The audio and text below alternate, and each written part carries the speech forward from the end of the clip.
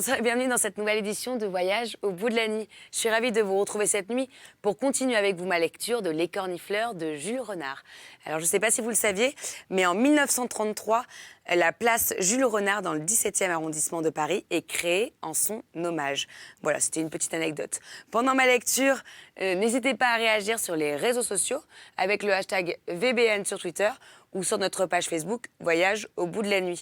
Autre petite observation aussi sur Jules Renard, ses œuvres sont marquées par l'observation aiguë des hommes et de leur comportement, ainsi que son éternel émerveillement pour la nature. Voilà, je vous souhaite une excellente soirée et je reprends avec vous le chapitre 11 de L'Écornifleur. Mes confrères. Aussitôt commence la revue des grands hommes qui ont passé par là, et chaque exemple cité est comme une preuve de mon illustration future. Par la pensée, j'associe mes amis à ma haute fortune. Quand vous en serez là, dit Madame Vernet, vous ne vous regarderez plus. Je me dresse frémissant, je la fixe et comme si elle était déjà ma maîtresse, je lui jure du geste une fidélité éternelle. Mon exaltation calmée, nous reprenons notre causerie intime sur le monde des lettres. Je deviens soudain l'ami des auteurs célèbres. Par principe, je dénigre tous les hommes de talent, un ou deux exceptés les plus vieux, les plus inaccessibles, ceux qui se trouvent trop loin et trop au-dessus de moi pour être mes rivaux. Et que je vénère à l'égal des demi-dieux, les lèvres remuantes. Mais mon acte deux fois terminé, qu'on ne me parle plus de ces hommes. Ils montrent à vivre une obstination indécente. Ils absorbent toute l'admiration disponible dans l'air, et sans jalousie mesquine, par simple humanité. Je leur souhaite ce qui leur manque pour être complets dans l'absolu, une rapide mort. Madame Vernet, êtes-vous heureux de connaître ce monde ? Croyez-vous, dit Henri. Habitude et perspective, ce sont des gens comme les autres, plus ordinaires qu'on ne pense. Tenez, moi par exemple, j'adorerais la vie de famille, le repos d'un intérieur. Je me réserverais de transporter dans mes livres, dans mon œuvre, mes désordres, mes tares, mes vices intellectuels. Je dis mes livres, mon œuvre, si on me poussait, je dirais mon public. Puisque les artistes sont des hommes comme lui, Monsieur Vernet se rassure. J'ai trop adouci le monstre et sans transition, je le refais dangereux. Henri. Si nous sommes gentils avec les étrangers, ceux qui ne sont pas du métier, nous nous dévorons entre nous. Qui dit homme de lettres, dit mangeur de confrères et déchiqueteur de renommée. Chaque jour, il nous faut notre victime au râtelier. Madame Vernet. Cependant, vous êtes d'accord sur ce point que Sully Prudhomme, Théodore de Banville, le comte de Lille sont des poètes de génie. Henri. Comme vous y allez, et d'abord, qu'est-ce que le génie ? Monsieur Vernet. Mais que faites-vous des actrices ? En connaissez-vous quelques-unes ? En avez-vous vu de près ? Henri. Comme je vous vois, dans leur loge ou chez elles. Monsieur Vernet. Comment est-ce une loge d'actrices ? Henri. Il y en a de très bien, d'autres sont infectes. Et elles vous donnent des billets ? Oh, je n'en ai pas besoin, vous êtes supposé rédacteur du Figaro, du Gil Blas, d'un grand journal. Vous allez au contrôle d'un théâtre, vous présentez votre carte, on vous remet un coupon. Monsieur Vernet, un fauteuil d'orchestre. Henri, ou une loge, ce que vous désirez. Vénard. Vous savez, on s'en lasse. Je me mets à votre service. Monsieur Vernet, ce n'est pas de refus. Nous ne sommes point gâtés. Quand il faut aller au théâtre en payant, on y regarde à deux fois. Encore, si on connaissait la pièce, on ne courrait pas le risque d'écouter les choses qui souvent vous déplaisent. Madame Vernet, le théâtre m'amuse toujours, quand même. Et un soir que vous ne saurez que faire de vos billets. Je ne fréquente ni auteur célèbre, ni actrice en vogue. Je connais 2 ou 3 grues à 100 sous et 4 ou 5 petits jeunes gens qui ont tous du talent, le même âge que moi, et font des vers très bien. Jamais un confrère m'a dit du mal de moi. Pour cette raison, que mes confrères m'ignorent et les huées de la foule ne m'empêchent pas encore de dormir. J'ai aperçu le comte de Lille au boulevard Saint-Michel et Sully Prudhomme sur le pont des Arts. Si j'en parle comme de copains, je tremble à l'idée d'aller les voir. Théodore de Banville m'impressionne moins. Est-ce parce qu'il donne, sans morgue hautaine, des vers à un journal quotidien de dessous? Les autres grands hommes ne me sont familiers qu'en photographie. J'ai eu la chance d'entendre parler une belle et innommable actrice de l'Odéon, ailleurs que sur la scène. Elle courait derrière un omnibus et criait au conducteur. « Voulez-vous vous arrêter? Arrêtez donc, nom de Dieu !» Mais je trouve tant de charme à étonner mes chers amis. Ils disent « Continuez ». Ils clignent les yeux, sourient complaisamment, puis se regardent l'un l'autre en remuant la tête, comme piqués par des insectes.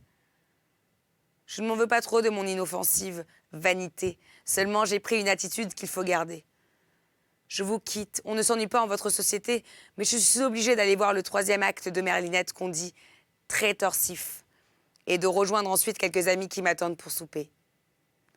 Vainement, on me tend un dernier verre de chartreuse. Je me lève, content de vivre, distingué. Heureux, heureux homme, répète Madame Vernet. Quelle Merlinette qui me paierait une choucroute. Dans la rue, la pluie tombe. Au bout d'une centaine de pas, mon pantalon que j'ai dédaigné de relever fait flac, flac sur mes talons. Les becs de gaz brillent comme des yeux en larmes. Des gouttes d'eau, langues humides, me font froid au cou. Je regagne ma petite chambrette, si tiède que je crois, ouvrant la porte, non entrer, mais ressortir, et je me couche avec la précaution d'installer sur mes pieds ma descente de lit et ma valise pleine de linge sale. C'est lourd, mais chaud, et cela fortifie les chevilles. Heureux homme. Chapitre 12. Je dis quelque chose.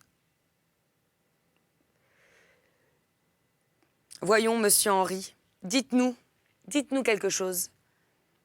D'abord, je ne m'entends pas. Je n'entends pas.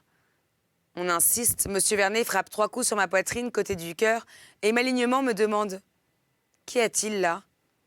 Là, ma redingote se gonfle en une boursouflure rectangulaire où se dessinent les contours d'un calepin. Monsieur Vernet a mis le doigt sur la boîte aux vers et l'exige. Je ne fais pas de grimace et je suis capable de dire des vers autant qu'on en veut. Je me détourne pour ouvrir ma redingote, sans que monsieur et madame Vernet s'aperçoivent que je n'ai pas de gilet et que ma chemise n'est point empesée, les plastrons raides m'étant insupportables. L'élastique du calepin montre ses vermisseaux de caoutchouc, mais il est plein de poésie jusqu'aux tranches. Il en a dans ses poches. On en trouverait au dos d'une note de blanchisseuse. Bien en train, lancé, n'écrirais-je pas sur une tête chauve? Je dispose mes papiers sur la table, au choix, après avoir écarté les assiettes et essuyé avec ma serviette des taches de sauce. Qu'est-ce que vous voulez? Du gai, du triste? Du gai, dit vivement monsieur Vernet. Mais madame Vernet le reprend délicate. J'espère que monsieur Henri nous donnera des deux, et plusieurs fois de chaque. Mais par quoi commencer? Ah, cela, c'est votre affaire. Je suivrai donc l'ordre en usage au théâtre français. Quand on donne 2 ou 3 pièces, on termine par la plus joyeuse. L'esprit se débarbouille des tristesses du drame dans l'eau vive de la comédie. Mais je vous préviens que si je récite assez bien, relativement, les vers des autres, je lis fort mal ceux qui sont de moi. Monsieur Vernet répond « Qu'à cela ne tienne, mon ami. Si vous préférez nous dire des vers des autres, faites comme il vous plaira. » Sa femme, décontenancée, va le gronder et je sens sous la table un remue-ménage de pieds. « Ne faites pas attention, monsieur Henri, dit-elle. Nous vous ouïssons. »« Allez-y, dit monsieur Vernet. Je commence, les yeux au furmivore de la lampe. Tantôt je m'arrête à chaque fin de vers, à chaque hémistiche, souvent ailleurs. J'ai l'air de bégayer. Tantôt un courant m'entraîne, je flotte à l'aventure. Ici, les mots me paraissent pléthoriques de sens, et ma voix se traîne dessus pour les écarter. En faire jaillir l'idée, le jus et le suc. Plus loin, une pudeur me prend. Ce que je dis ne peut être que banal. Je n'y tiens pas. Je le prodige. En veux-tu, en voilà. C'est de la monnaie de cuivre plate. Je n'ai qu'à renverser la bouche comme un pot. Et Cela tombe et se répand. Pouvait-on espérer qu'il sortirait un bruit si continu d'un garçon aussi maigre? Monsieur Vernet a planté son couteau dans une rainure de la table et le fait vibrer avec précaution. Il lui faut cette musique sourde à mes vers. Madame Vernet murmure. Mais c'est qu'ils sont jolis, ces vers-là. Et après un silence. Ils ne sont pas jolis. Ils sont beaux. Parfois, je ne dis plus rien. C'est fini? Oui, c'est fini. Ah, très bien. Très bien. Monsieur Vernet fait vigoureusement vibrer son couteau et applaudit. 3 doigts de la main droite claquent sur le doigt de sa main gauche. Savez-vous que vous êtes un vrai poète? Me dit Madame Vernet en hochant la tête. Puisque celle-là est finie, à une autre, dit Monsieur Vernet. Oh, je veux bien, moi. Et de nouveau, je vais me remettre à ronronner, la jambe droite en avant, le regard perdu. Déjà, je me balance. Une goutte de brandy, m'offre Monsieur Vernet. Ça fait du bien quand on parle longtemps. Mais pourquoi m'efforcer de faire cette scène une évocation risible? J'étais sincère. Je le suis toujours quand je dis des vers, Monsieur et Madame Vernet, ne se moquez pas. Les sons musicaux planaient autour de nous. Nous trouvions mélancolique la persienne qui grince. Et nous écoutions un bec de gaz siffler comme soupire un être cher. Monsieur Vernet se sentait tout chose. Madame Vernet ne savait pas ce qu'elle avait. Je comptais au plafond des étoiles et non des mouches, le vacillement des fumivores. C'était l'ébranlement d'une voûte céleste. Nos âmes libres, désemprisonnées, se hissaient en dehors et frissonnaient. 13. Coup de sonde. Je laisse tomber un plomb dans la confiance du mari. Le fond est-il stable? Est-il sable ou de rocher? Tapissé d'herbes serrées, j'avancerai à tâtons. Qu'est-ce que je suis venue faire ici? Je dîne bien et souvent, je dis des vers à la satiété de tous. Mais ne dois-je pas à mon éducation littéraire et aux exigences du monde d'être l'amant de Madame Vernet? Tous les amis d'une femme sont ses amants. Chacun sait cela. Témérairement, je m'efforce de le faire comprendre à Monsieur Vernet. Entre un homme et une femme, l'amitié ne peut être que la passerelle qui mène à l'amour. Monsieur Vernet, inquiet, ne répond rien. Plus tard, quand l'heure sera venue de le tranquilliser et que je citerai des exemples historiques d'amitié d'hommes à femmes restés purs malgré leurs apparences, il ne manquera pas de me rappeler mon mot. Nous ne rivalisons encore que de générosité. Nous nous estimons pour notre indépendance d'idées. Elle se traduit par des expressions familières et même grossières. Monsieur Vernet, homme mûr, connaît la vie. J'ai aussi ma petite expérience. Nous nous énumérons nos aventures, dont quelques-unes sont scabreuses. Mais nous n'avons 2 ou 3 principes inébranlables, auxquels notre dignité en péril s'est toujours par bonheur accrochée. Ils nous permettent de juger notre passé avec indulgence et de répondre de l'avenir. C'est ainsi que la femme d'un ami nous paraît sacrée. Nous comprenons l'assassinat d'un vieillard, le viol d'une jeune fille, tous les crimes. Nous n'admettons jamais, sous aucun prétexte, qu'on prenne la femme d'un ami. Ayant le moins à craindre, je me révolte avec le plus d'indignation. Je plaque mes 2 mains sur les épaules de Madame Vernet, comme si nous allions lutter corps à corps, et je lui dis « J'ai un ami de mon âge, que je respecte autant qu'un frère aîné. Voici ce qu'il a fait. Un jour, il rencontre dans la rue une femme quelconque. La suit, s'attache à elle. N'ignore pas qu'il a eu plus d'un prédécesseur, mais ne songe qu'au dernier. Quand l'as-tu quitté, demande-t-il à cette femme. Encore? Mais puisque je ne l'aime plus. Réponds, quand l'as-tu quitté? Quand je t'ai trouvé. Alors c'est moi qui l'ai remplacé, naturellement. Ainsi tu l'as planté là pour moi à cause de moi.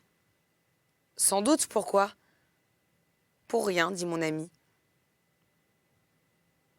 Il prend son chapeau, part et ne revient plus.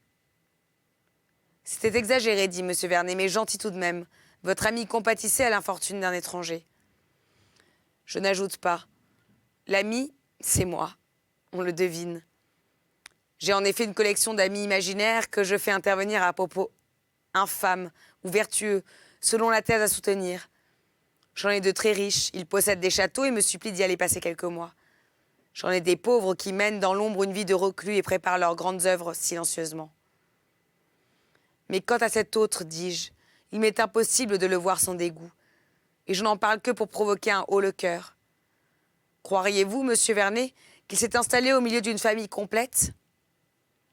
Il la ronge, possède la mère, conseille le père, dirige l'éducation des enfants, préside à table et organise la dépense. Les bras croisés, mes doigts tambourinant sur ma redingote, je pose à monsieur Vernet cette simple question. En toute sincérité, que dites-vous de cet être-là ? Je dis que c'est un cochon. Voilà ce que je dis. De mon côté, je fais bé, bé, comme une chèvre ou comme un petit enfant qui vient de tromper son doigt dans une ordure.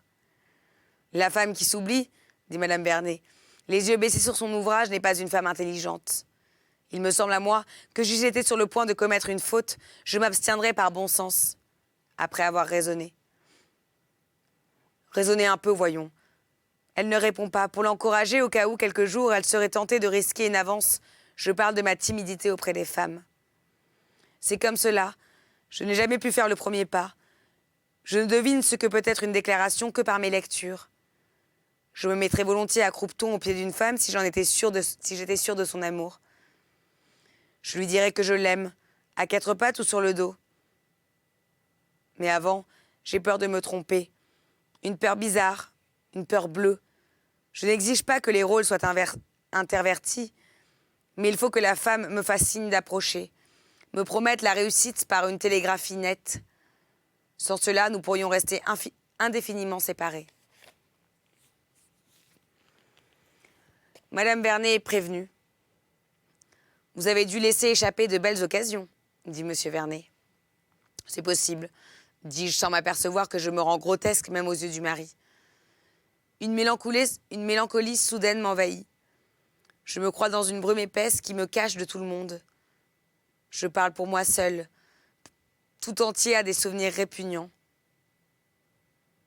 Quelques êtres vils peuvent faire de nous le désir de la femme, de sa chair, car son cœur nous est précieux comme une vieille botte dépareillée, et son âme comme la vessie d'un poisson qu'on vide. C'est donc pour coucher avec une femme, pour pétrir son corps en boulanger avec en gutturaux et sourds que nous bravons notre mépris. Ah, si je ne craignais lâchement d'être aussitôt métamorphosé en idiot, je le proclame sans vouloir sonner ici une vaine fanfare. Je me ferai eunuque et je jetterai avec dédain la cause de tous nos maux au premier canard venu. Monsieur Vernet trouve qu'il n'y a que moi pour avoir des idées pareilles. Et madame Vernet tellement courbée qu'on ne voit plus que son dos. Pouf, avec une espèce de jappement continu.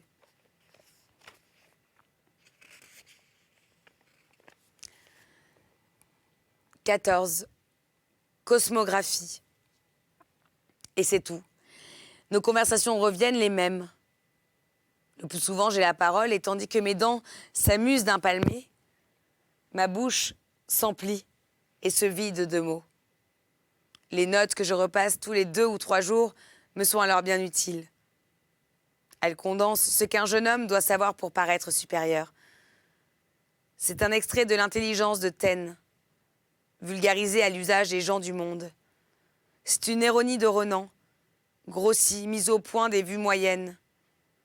C'est un vers de Baudelaire qui étonne et qu'on écoute longtemps, en soi-même comme l'écho d'un bruit dans un caveau. La science m'a fourni une vingtaine de faits précis et stupéfiants. Mais je ne les place pas au hasard. Pour parler de la foudre, j'attends qu'il tonne. J'explique l'éclair au passage. En astronomie, je cite Flammarion. Madame Vernet ouvre la fenêtre, et ce qui est des étoiles surprend le plus monsieur Vernet, c'est leur quantité. Si j'avais autant de pièces de 20 francs, dit-il, je ne serais pas ici. Mais la destinée des étoiles préoccupe madame Vernet. Elle voudrait savoir s'il y a du monde dedans. Et si quelqu'un lui affirmait qu'il y en a, elle serait plus tranquille. Henri. Celle que vous regardez n'existe peut-être plus. Monsieur Vernet, comment cela? Henri, je dis vrai, au contraire, il en est d'autres que vous ne verrez pas avant 2 ou 3 ans. Je pérore sur la vitesse du son, sur celle de la lumière, et je soutiens que le soleil est des centaines de fois plus gros que la Terre.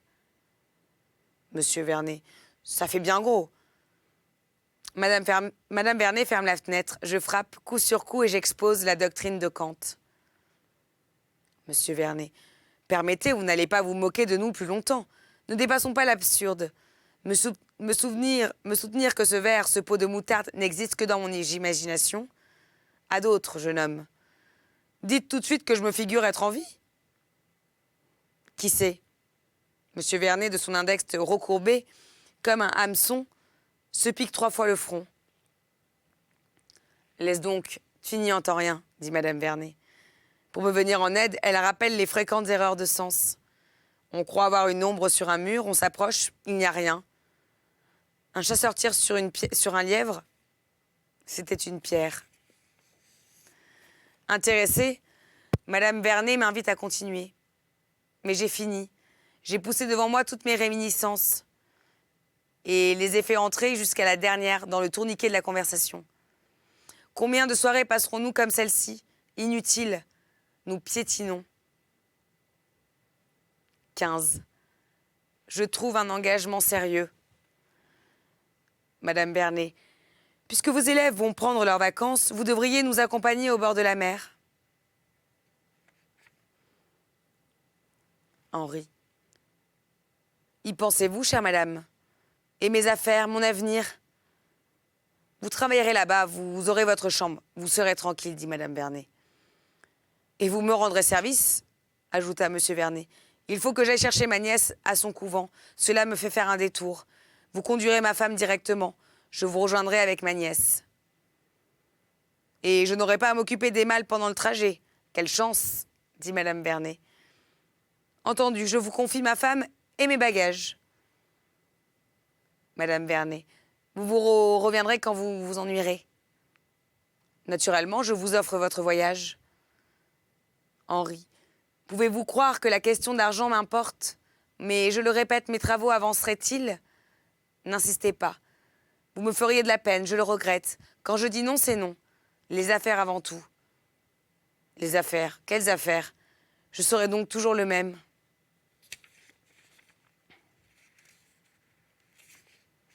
Chapitre 16. En voyage. Nous allions voir la mer. Je pris avec moi mes autorités. La mer de Michelet, la mer de Richepin. Frappant de petits coups sur les tranches pour faire envoler la poussière, je me dis « Avec ça, rien à craindre ». J'ajoutais à ces 2 livres Les paysans de Balzac, pour le cas où je serais obligé de faire quelques excursions en pleine campagne, de causer avec un médecin ou un curé ou d'admirer la nature. « Vous verrez, me disait Madame Vernet, déjà enthousiaste. Elle était tourmentée par la peur de manquer de vivre. Je lui offris de porter un panier de provisions. Elle refusa. Je n'insistais pas, car j'étais loin de l'aimer jusqu'à me charger de paquets. Ainsi, j'allais faire un assez long voyage avec une jeune femme, et je ne songeais pas qu'il me serait possible de mettre à profit l'aventure. D'autres soucis m'absorbaient. Il était 9 heures du matin. Vers 11 heures, il faudrait manger. À chaque instant, Madame Vernet me disait « Je sens la faim qui monte ».